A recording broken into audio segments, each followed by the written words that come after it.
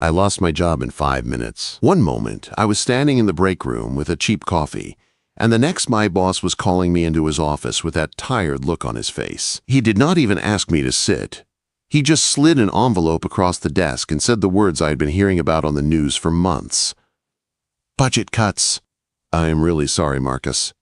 3 years of climbing poles in the freezing Chicago wind, fixing wiring on old homes and small shops, gone with one handshake. I walked out of that building with a final check in my hand and nowhere to go.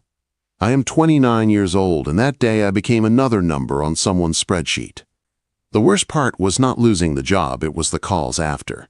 My grandmother picked up on the second ring like she always does. Her voice sounded tired and thin. She had just come back from another doctor's appointment. More insulin, more test strips, more pills, more bills. "How's work, me, Joe?" she asked. "Good," I lied. "Busy. I'll send money next week like always." "Okay, baby, don't work too hard," she said. I hung up and stared at my bank app. $472. Rent was due in 6 days. My sister Sarah texted close to midnight, "Can you send $300 for textbooks?" They are holding my schedule. Nursing school does not wait. I stared at her message for a long time before typing back, "Yeah, I'll make it work." I did not tell either of them I had no idea how. That week I applied for 19 jobs. Electrician work, construction, maintenance, anything where I could use my hands and not sit behind a desk. I got 2 callbacks. One offered $12 an hour with no benefits. The other wanted 5 years of commercial experience. I had 3 years residential. Close, but not close enough. By the 4th day, my chest felt tight all the time. I was sitting on my mattress, half-packed boxes around me, wondering which bill I could skip, when my phone rang with a number I did not know. "Marcus Hayes speaking," I said. "Hello, Marcus. This is Sarah from Premium Staffing Solutions," a woman's voice said, sharp and professional. "We received your application for maintenance roles. I have something a bit different, but the pay is excellent." My heart sped up. "What kind of job?" I asked. "Live-in care assistant for a private client, full-time," she said. "Room and board included. Salary is—" She named a number that made me sit up straight.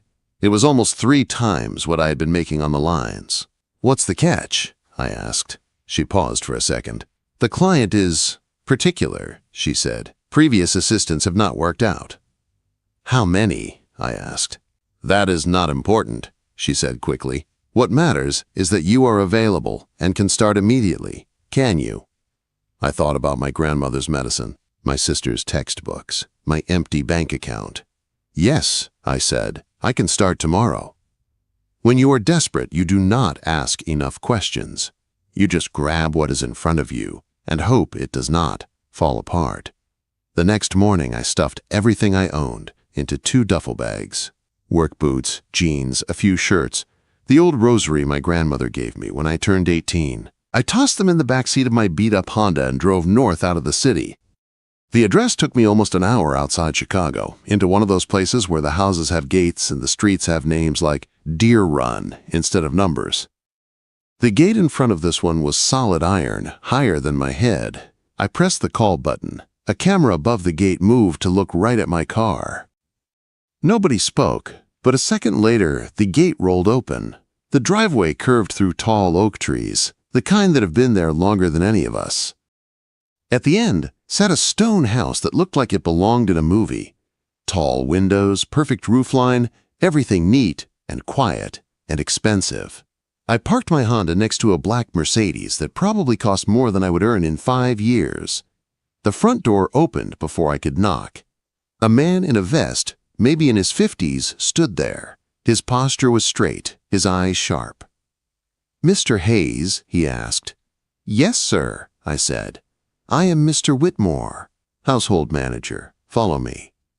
He handed me a tablet as soon as I crossed the threshold. A contract was already open on the screen. Confidentiality agreement, live-in terms, work hours, daily duties. I scrolled fast, my brain only catching pieces. Care assistance, medication reminders, physical support, light cooking, Client's name is Miss Victoria, he said. She has very clear expectations. Is she sick? I asked. He checked his watch instead of answering. Sign at the bottom, he said. We can discuss details later. I signed with my finger. Inside, the house echoed with every step.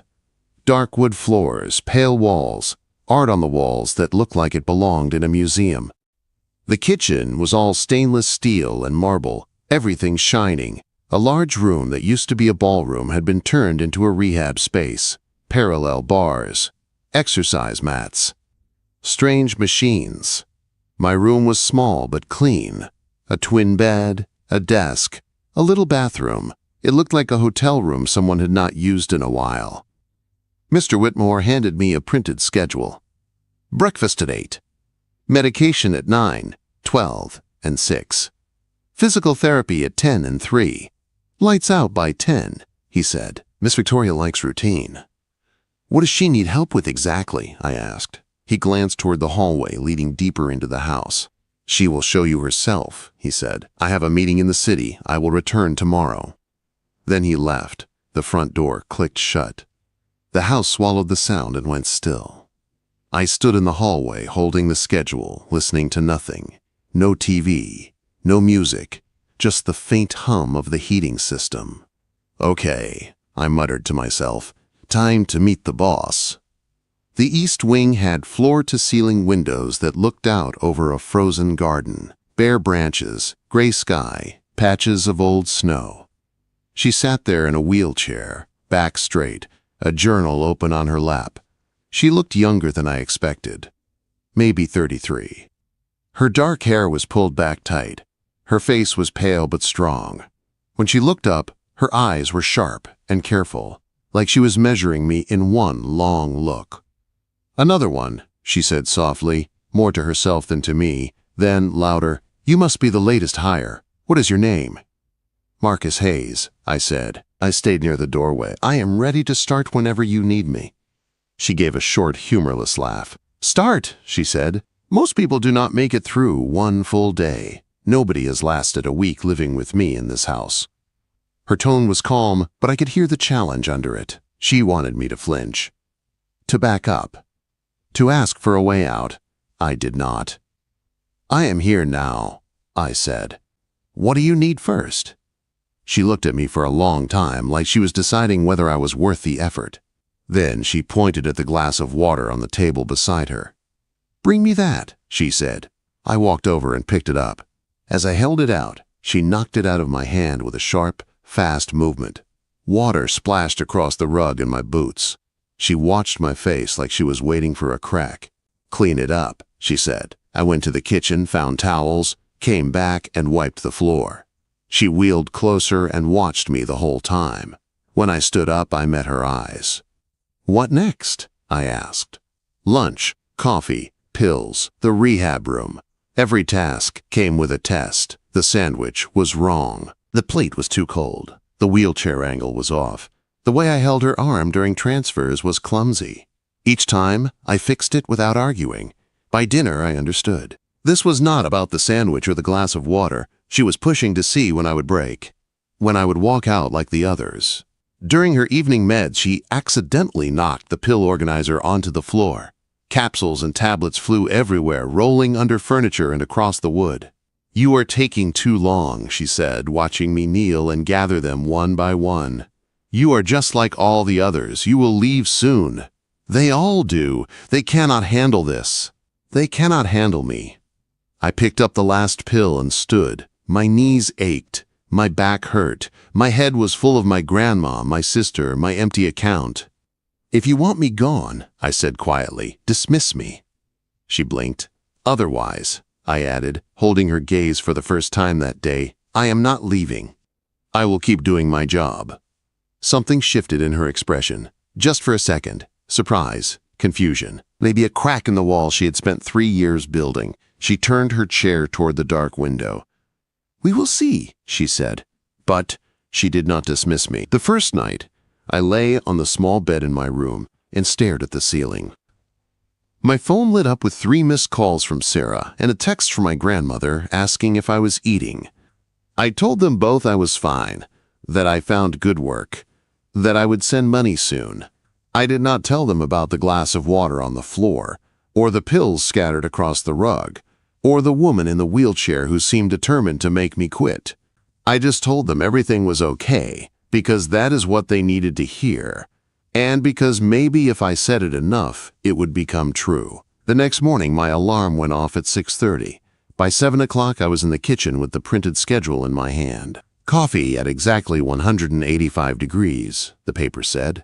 I filled the kettle, ground the beans, watched the thermometer like a bomb timer. When it hit 185, I poured and checked twice to make sure it did not move. I carried the cup to her room. Victoria was already sitting up in bed, tablet in her lap. Her hair was neat. Her face was calm in that tight way I was starting to recognize. She took the cup, took one small sip, set it back down. "Too weak," she said. "Make it again." "No, please. No, thank you." I took the cup back, made it stronger, checked the temperature again, brought it to her. She sipped, nodded once, and went back to her tablet without a word. That was how the days went. Every little thing was a test. The breakfast was too cool, the eggs too firm, the toast too dark. The newspaper was from the wrong pile. The window was open too far. The blinds were too low. There was always something. Physical therapy was worse. I would help her transfer from the chair to the padded bench. Her legs did not move at all, so everything had to be careful, controlled. Her upper body was strong but tight. Her shoulders tensed every time I put my hands under her arms to help her. "You are doing it wrong," she snapped one morning. "You are going to drop me." "You are safe," I said. "I have you." Quote, "You do not understand what you are here for," she said. I adjusted my grip and said nothing. She pulled away from my hands even while letting me support her, like she needed the help and hated that she needed it at the same time. During exercises, she would push herself until her arms shook. "You are wasting your time," she muttered one afternoon as I handed her the resistance bands. "This body is not worth fixing." I lowered the bands a bit to make them easier. "I am not giving up," I said quietly. "You are stuck with me." She did not answer, but she did another set. By the third day, I started noticing things she did not think I saw, like the photo in the nightstand drawer. I opened it once to get her evening medication, and there it was. A younger version of her standing tall in a dark suit, smiling at the camera with her arm around a man in an expensive watch. They stood in front of a big company logo. They looked powerful, happy, certain. Dust had gathered on the frame. She had not thrown it away, but she also had not cleaned it in a long time. And the phone calls. Every few days I would hear her voice down the hall. "No, I do not need visitors," she would say. "I am fine." Pause. "No, really, I am fine. I do not want people seeing me like this." Another pause. "I have to go." Then the call would end, and the house would get quiet again. On the fourth day, I was in the laundry room folding towels when I heard her on the phone. This time, her voice sounded different. Softer. Tired. "I know you are worried," she said. "But I do not want people looking at me the way he did. Like I am broken." I stood there with a towel in my hands and felt that sentence in my chest. When the call ended, I waited a few minutes, then walked out with the towels like I had not heard anything. She was by the window again, journal closed, looking outside at the frozen garden. That night in my room, my curiosity finally won. I pulled out my phone, sat on the edge of the bed, and searched her name. Victoria Calville. Article after article popped up. Tech magazines, business blogs, news sites. She had built a cybersecurity company from nothing, it said. College dropout, self-taught. Worked from her apartment until she could not fit any more computers in there. Sold her first software to a major bank, hired a small team, built it into a billion-dollar company in less than 10 years. There were pictures of her on conference stages, standing at podiums, smiling at ribbon cuttings. In almost all of them, the same man from the photo in her drawer was at her side. Then, the headlines changed. Skiing accident in Switzerland. Collision on a Black Diamond run. Severe spinal cord injury. Doctors said she would never walk again. After that, the article slowed down, then stopped completely. One short piece mentioned a canceled wedding. Sources say the engagement has ended. It read, "No details, just a clean cut on paper." I thought about my own story. My dad left when I was 10. One morning he packed a bag and walked out the door. No big fight, no long speech, just gone. My grandmother took us in. She worked 2 jobs, cooked, cleaned, helped us with homework, fell asleep in front of the TV most nights, but never complained. She never left. Maybe that is why I did not. On the 5th day, something cracked during therapy. Victoria was on the bench, trying to do arm lifts with light weights. Sweat ran down the side of her face. Her hand shook. She dropped the weights, and they hit the mat with a dull thud. "This is pointless," she said. "I am not getting better. Why are we doing this?" Quote, I put the weights back on the rack. Usually I would have stayed quiet, waited for her to restart. But this time she stared at the floor, and I heard the question under the question. "Why are you still here?" she asked. Her voice was very small. "The others quit by now." "Why have you not?" I moved around to face her. I locked the wheels on her chair and crouched so we were eye level. "Because I said I would stay," I said. "If you want me to go, you can tell me, but until then, I am here." She looked right into my face, searching for something, waiting for me to laugh, to say I was kidding, to tell her I would leave as soon as I found something better. I did not. "Everyone leaves eventually," she said. "I am still here," I answered. We stayed like that for a few seconds. Then she turned her head away. "Put the weights back on the shelf," she said. "We are done for today." That night at dinner, the house felt different, softer around the edges. She ate slowly. I stood nearby like always, waiting to clear her plate. Halfway through the meal, she set down her fork. "It happened on a ski slope in Switzerland," she said. I turned. She was looking at the wall, not at me. "Some guy lost control and hit me at full speed," she said. 1 second I was fine. The next thing I remember is waking up in a hospital bed with 1,000 tubes in me. I stayed quiet and listened. "They told me I would never walk again," she said. I did not believe them at first. I thought I could work my way out of it. I have always worked my way out of things, but they were right.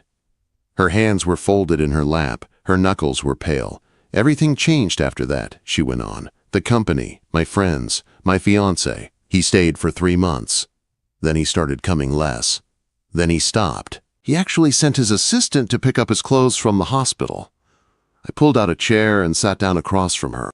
It felt wrong to stand while she was carrying all that weight alone. "I am sorry," I said. She gave a small, tired smile.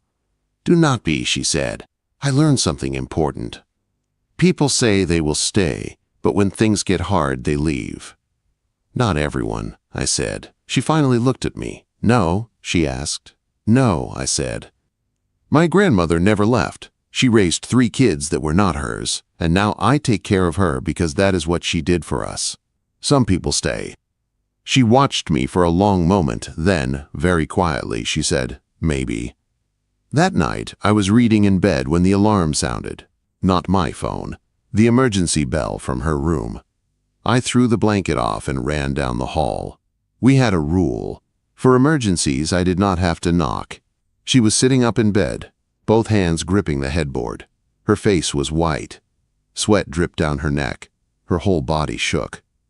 "Marcus," she gasped. "It is happening again." I knew what she meant. I had read her file. Nerve pain from the spinal injury.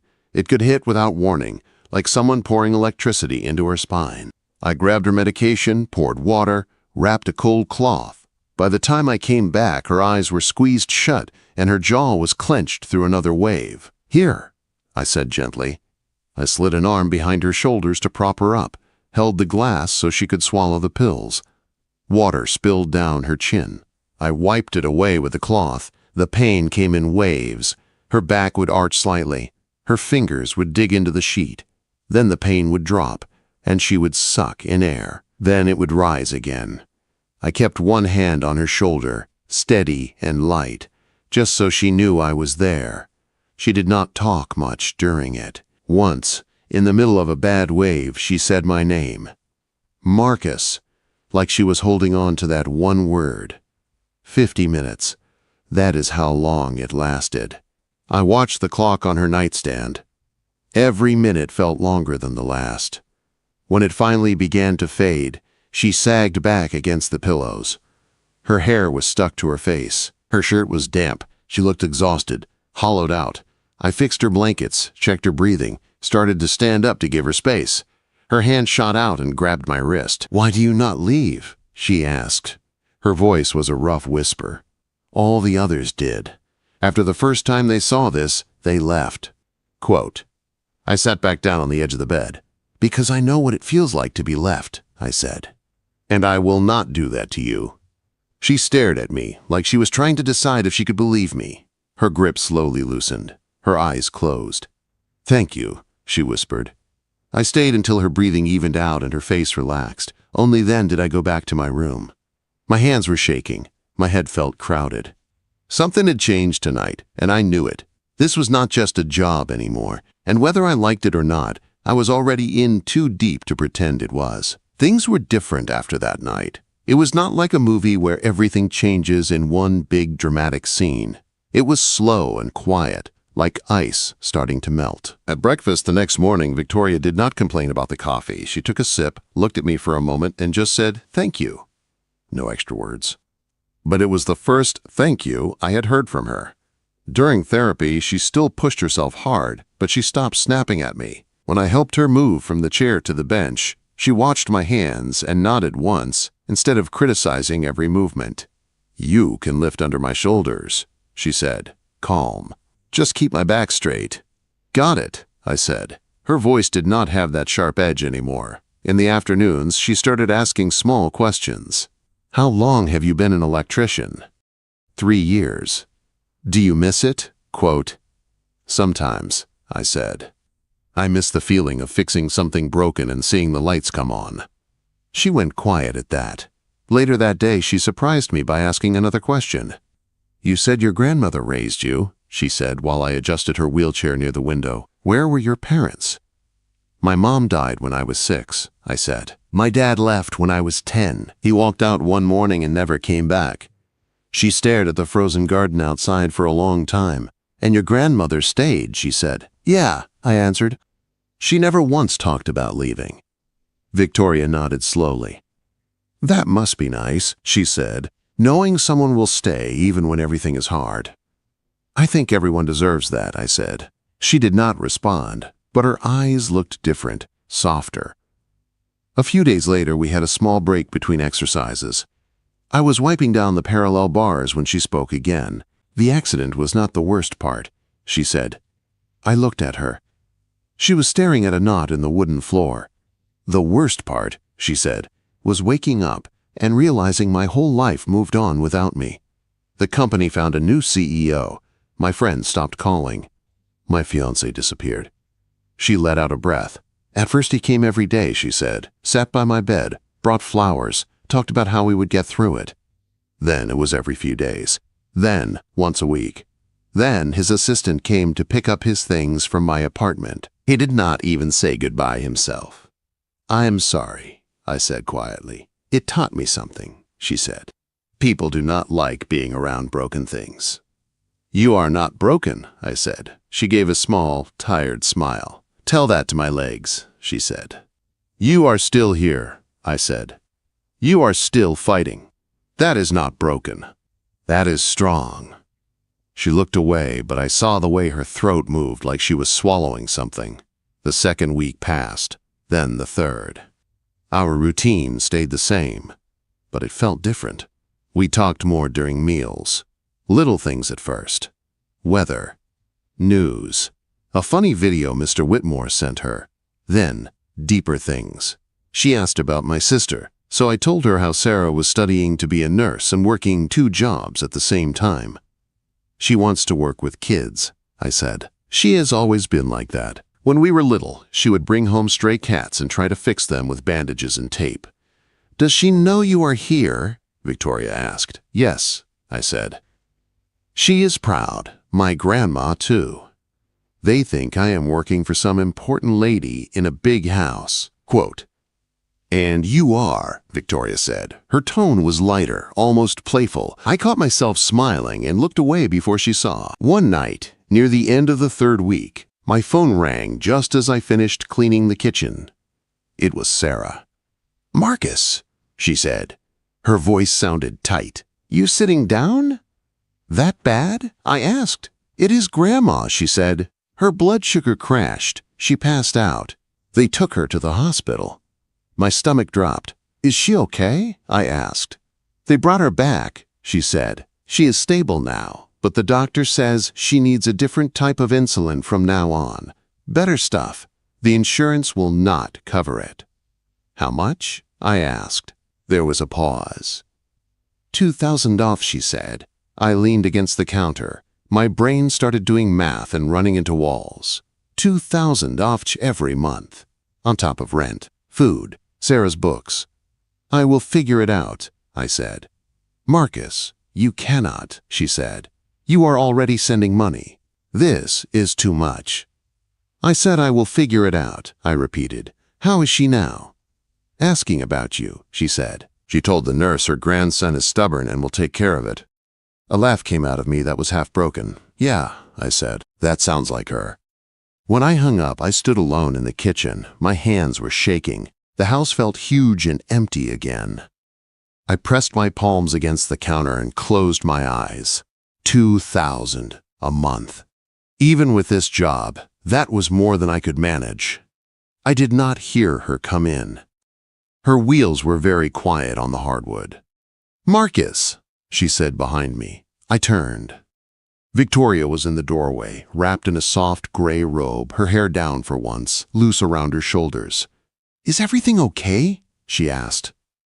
For a second, I almost lied. It was my first reflex, to say everything was fine. But something in her face stopped me. The way she was looking at me, really looking, not just as the help. "My grandmother is in the hospital," I said. "Her diabetes got worse. She needs new medication we cannot afford." "How much?" she asked. I hesitated. $2,000 a month," I said. She did not flinch. She just nodded once. "Come to my office at 9 in the morning," she said, "before therapy." "Why?" I asked. "Just come," she said, "and try to sleep." Then she turned and wheeled away. Her office was on the second floor. I had never been in there before. At 8:59, I stood outside the door, feeling like a kid called to the principal. "Come in," she said when I knocked. The room was different from the rest of the house. The rest of the house felt like a hotel. This room felt like a mind. 3 monitors on a big desk. Whiteboards on the wall covered with writing, diagrams, sticky notes, stacks of folders. Technical books. A framed photo of the old office from before the accident. This was where she used to live. I could feel it. She was at the desk, typing. She finished whatever she was writing and turned to me. "I made some calls last night," she said, "to some old contacts from before the accident. People in medical supply." She tapped a folder on the desk. "Your grandmother's medication," she said. "I can get it at cost, $200 a month instead of $2,000. I stared at her. "What?" I said. "It is already set up," she said. "The pharmacy near your grandmother will get a call today. You just need to confirm her name and date of birth." "I cannot let you do that," I said. "That is too much." She looked right at me. "Marcus, you have been here almost a month," she said. "You have taken care of me at my worst without once asking for anything. Let me do this." "I am not here for charity," I said. Her eyes softened. "I know," she said. "That is exactly why I want to help, please." It was the second time I had heard that word from her. It hit harder than I expected. I let out a breath I did not know I was holding. "Thank you," I said. My voice came out rough. "You are welcome," she said simply. She gestured to the chair next to her desk. "Sit," she said. "There is something else I want to show you." I sat down. She turned the middle monitor toward me. On the screen was a document. The title at the top read, "The Caldwell Foundation, Accessibility and Innovation." "It is a non-profit," she said. I have been working on this for a while. It has just been gathering dust, like me. Quote, she gave a small, wry smile. The idea is simple, she said. Fund equipment and support for people with disabilities. Pay for ramps, adapted cars, home changes. Support research. Create programs to help people get back to work. She started scrolling. I saw budgets, charts, lists of possible partners. She had thought of everything. I have enough money to fund this on my own for years, she said. What I do not have is someone to help me run it. Someone I trust not to turn it into a vanity project. She looked at me. I need a partner, Marcus, she said. Not an employee, a partner. I stared at her. My brain tried to catch up. You mean me? I asked. Yes, she said. You told me I could still build something that matters. You were right. But I do not want to build it alone. You know what it feels like to struggle. You know how to stay when things are hard. I need that. I do not know anything about foundations, I said. I am just some guy who used to fix wiring. Her eyes did not leave mine. You know how to work hard, she said. You know how to care about people. I can teach you the rest. I thought about my grandmother alone in a hospital bed, about my sister trying to become a nurse, about the people who would need ramps and equipment and help. I thought about Victoria at the parallel bars, fighting to pull herself upright when the doctors said she never would. Why me? I asked softly. Because you did not leave, she said. Everyone else did. You did not. And because when you look at me, you do not look at the chair first. You look at me. My chest felt tight. Okay, I said, I am in. Her shoulders relaxed. A real smile spread across her face. It changed her whole expression. Good, she said. Then we start today. We spent the rest of the morning going through the plan together. She explained the structure. I asked questions. She listened to my ideas and actually wrote them down. Her voice came alive in that office. The sharp, defensive woman I met on day one was still there sometimes, but underneath her was someone else. Someone who loved building things, solving problems, helping people. After lunch, we went to the therapy room. She wheeled herself between the parallel bars. Usually, she waited for me to guide her hands into place, but this time she reached up on her own, her fingers wrapped around the metal. Ready? I asked. Ready, she said. She pulled. Her arms trembled, but she did not stop. 1 inch, 2 inches, more. Her body rose from the chair until she was standing. Her legs were in braces, not doing any of the work, but she was upright. Her head higher. Her back straighter. She stayed there. 5 seconds. 10. 15. Then she lowered herself slowly back into the chair. When she looked up at me, her eyes were full of tears, but she was smiling. I did it, she said. Her voice shook. I stood. You did, I said. You proved them wrong. She laughed once, a broken little sound that turned into a sob. I stepped closer. Hey, I said softly. I thought I would never stand again, she whispered. I thought that part of my life was gone. It is not, I said. You just proved that. She wiped her eyes with the back of her hand and took a breath. Tomorrow, she said, I want to try again. Every day, I said, as long as you want. That evening, we ate dinner at the long table like always, but she did something new. Sit, she said, pointing at the chair across from her. You do not have to stand there like a statue all night. I sat. We ate in quiet for a while. The contract you signed, she said after a few minutes. It was for 4 months. I remember, I said. Next week is the end of month 1, she said. If I stopped paying you, would you leave?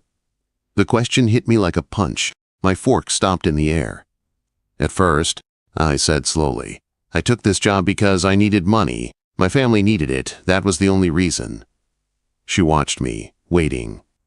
But that is not why I'm here now, I said. I am here because I want to be, with you, in this house, on this project, whatever this is. Her eyes softened in a way that made it hard to breathe. She reached across the table and set her hand on mine. I do not love you because you helped me, she said quietly. I love you because you stayed when everyone else left. Because you see me. My heart stopped for a second. "I love you too," I said. The words felt right, simple, true. We sat there at that long, expensive table, her hand on mine, the room quiet around us. No music. No fancy lights. Just two people who had been left behind in different ways, choosing each other. Outside, the garden was still frozen. Inside, something new had started to grow. The week after we said "I love you" did not feel like a movie. There were no fireworks, no dramatic music. Life kept going. The alarm still went off at 6:30. Coffee still had to be the right temperature. Pills still needed to be taken on time. Therapy still hurt. The difference was in the small things. Victoria smiled more. Not big, flashy smiles, just quiet ones that showed up at odd times. When I made a dumb joke in the kitchen. When she stood a few seconds longer at the parallel bars. When she caught me humming while I folded towels. She started inviting me into her office every morning. We would sit side by side at her desk, going through plans for the Caldwell Foundation. She talked about budgets and grants, and I talked about people who might need help. A veteran we saw in an article who lost his leg and could not afford an adapted truck. A kid in my old neighborhood who used a worn-out wheelchair on broken sidewalks. "We can help them," she said, tapping notes into her computer. "All of them. Not today, but one by one." I believed her. My grandmother's new medication arrived at her pharmacy 2 days after that talk in the office. Sarah called me crying. "Her numbers are stable," she said. "The doctor said this will change everything." Grandma texted after, "Tell that lady thank you. And tell her I will be walking into that house one day to meet her." When I showed Victoria the text, she read it twice. Her eyes got shiny. "I like her already," she said. "Careful," I said. "She is bossy." "So am I," Victoria said. "We will get along." The first official meeting for the foundation came fast. Mr. Whitmore and I set up the old conference room at the end of the hall. Long table. Notepads. Water glasses. A screen for the presentation. I wore the only button-up shirt I owned that did not have a stain. I wheeled Victoria in at 10 on the dot. There were 20 people waiting. Therapists, lawyers, tech experts, a woman in a wheelchair who ran an online support group, a man with a prosthetic leg who designed adaptive sports gear. They all went quiet when she entered. I saw their faces. Some looked unsure, some looked hopeful. A few looked like they were not sure why they had said yes to this invite. Then Victoria started talking. She did not read from her notes. She spoke from memory, from her gut. "I used to think strength meant doing everything alone," she said. "Building a company, climbing every hill, never asking for help." She gestured to her chair. "Then life knocked me down and did not let me stand back up," she said. "I lost a lot. I let myself disappear. I told myself my story was over." She looked at me for half a second, just long enough for me to feel it. "But it is not over," she said. "For me, or for you, or for the people we are going to help." She outlined the foundation's purpose: grants for home changes, funding for equipment, support for getting back to work, programs run by people who knew what disability felt like, not just what it looked like on paper. As she spoke, I watched the room change, arms uncrossed. People leaned forward, heads nodded, eyes brightened. When she finished, the room was quiet for a breath. Then questions started. Good ones, hard ones, the kind that mean people care. She answered all of them. Calm, clear, strong. When the meeting ended, people lined up to talk to her, to shake her hand, to share their stories. She listened to every single one, like they were the only person in the world. I stood to the side, handing out folders, taking names, setting up follow-up calls. Once in a while, I caught her eyes on me. There was pride there, not just in what we were building, but in us. After the last person left, the conference room felt huge again. "We did it," she said. "You did it," I said. She shook her head. "Partners, remember?" she said. She held out her hand. Not like a patient, like an equal. "Partners," I said, taking it. A few weeks later, On a gray Saturday, I drove into the city to pick up my grandmother and Sarah. I had told them about Victoria. Not everything, but enough. That she was strong. That she was smart. That she was the reason we were keeping the lights on and my grandmother was on the right medicine. They wanted to meet her. My grandmother walked out of the hospital lobby slowly, using her cane. Sarah carried her bag. I hugged them both so hard my ribs hurt. "You look tired," Grandma said, patting my face, "but your eyes are different. Better." We drove out to the house. Grandma watched the trees out the window. "These people have too much money," she said, "but if she is kind, I will forgive it." I laughed. Victoria was waiting in the front hall when we came in. She had insisted on being there, even though getting down the stairs took extra effort. Her hair was loose again. She wore a soft blue sweater that made her eyes stand out. "Mrs. Reyes," she said, holding out her hand, "I am Victoria. It is so good to finally meet you." My grandmother did not look at the wheelchair first. She looked at her face. "Call me Alma," she said. "You are the girl who saved my grandson and my insulin." Victoria smiled, small and real. "He saved me first," she said. Sarah hugged Victoria like she already knew her, which in a way she did. They had spoken on the phone twice when setting up the medication deliveries. We spent that afternoon in the sunroom. I made coffee. Sarah brought pastries from a bakery near the hospital. Grandma told embarrassing childhood stories about me. Victoria laughed so hard at one point she had to wipe tears from her eyes. Later, when I walked Grandma back to the car, she leaned on her cane and looked up at me. "She is a good one," she said. "Do not lose her." "I am trying not to," I said. She squeezed my fingers. "And make sure she does not lose you either," she said. "She has that look. The one people get when they spent too long alone." I glanced back at the house. Through the window I could see Victoria watching us. She lifted her hand in a small wave. My chest felt full. Weeks turned into months. The foundation's first project started. We paid for a ramp at a small brick house on the south side. I helped measure and drill while a contractor installed it. The woman who lived there cried when she rolled down it for the first time. We helped a veteran get a system to drive his old truck again. When he gripped the adapted steering wheel, he looked 10 years younger. Each success lit something inside Victoria. She kept standing at the parallel bars every morning. 10 seconds, 20, 30. Then one day she did not sit back in the wheelchair right away. "Hold on," she said. Her hands moved. One forward, one back. Her right leg dragged a little in the brace, but it moved. Then the left. Slow. Awkward. Shaky. She took one step, then another. 5 in total. By the 5th, sweat ran down her face. She lowered herself back to the chair, breathing hard. She looked at me with wet eyes. "I walked," she said. "Maybe not the way I used to, but I walked." I did not trust my voice, so I just nodded. She reached for my hand. I squeezed it. That night we sat on the terrace again. It was cold, but we had blankets. The sky was clear. Stars dotted the dark. "Do you remember the first thing I said to you?" she asked. "In person," I said. "You said, 'Another one,' quote." She laughed softly. "After that," she said, "you said nobody lasts a week living with you," I said. "That they all leave." She turned her head toward me. "And what did you say?" she asked. "I said if you wanted me gone, you would have to dismiss me," I replied. "Otherwise I was not leaving." She watched me for a long moment. "You could leave now," she said. "We both know it. Your contract is long over. You have skills. You have options. You have a family that needs you." "I do," I said, "and I am not leaving."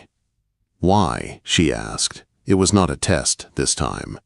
It was a real question. I thought about it, really thought, because I wanted to say it right. "Because I found my place," I said. "My family, this house, the foundation, you. All of it. I do not want to walk away from that. Not for more money. Not for an easier life." I spent years fixing broken wires for people who did not know my name. Here, I feel like what I do matters, like I matter, and a big part of that is you. Her eyes shone in the dim light, I am not easy to live with, she said. You know that. I do, I said, smiling a little, and I am still here. She laughed once, a soft sound. Then her face grew serious. I love you, Marcus, she said, not because you stayed 1 week or 4 months, because you keep choosing to stay. Every day. I love you too, Victoria, I said, not because you are strong or rich or building a foundation, because you are you, even when you were trying to push me away. She shifted her chair closer. Our knees bumped. I did not move back. Come here, she said. I leaned in. She lifted her hand to my face, thumb brushing my cheek. Then she kissed me. Not rushed. Not hungry. Steady. Sure. The first time we kissed, it felt like something delicate might break. This time, it felt like something solid, locking into place. When we pulled back, she rested her forehead against mine. You will not last a week living with me, she whispered, teasing the old line. I smiled. Too late, I said. I already did.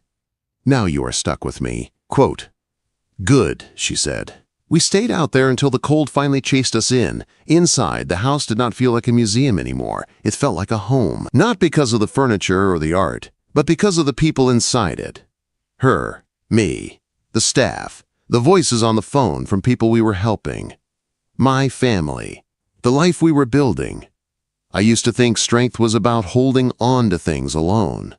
Now I know better. Real strength is letting someone in. Real love is not a big speech or a perfect moment.